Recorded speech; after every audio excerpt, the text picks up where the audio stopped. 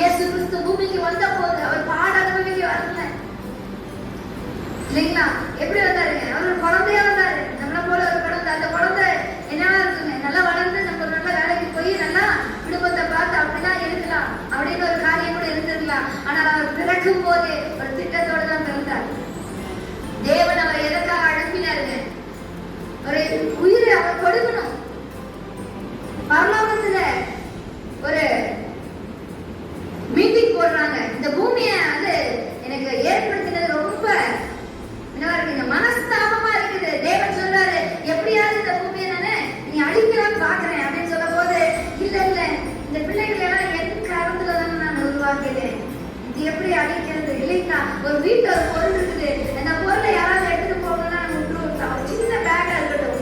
வீட்டுல ஒரு பேக் யாருக்கா கொடுக்குறதுன்னா நீ பேக் கொடுக்கவே மாட்டோம்.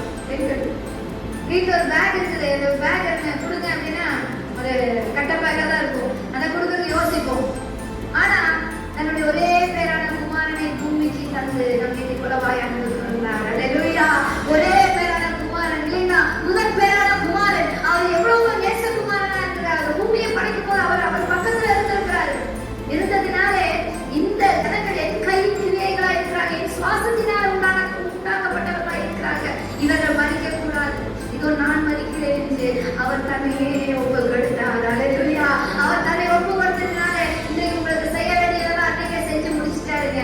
எல்லாவற்றையும் சிலுவையிலே அவர் செய்து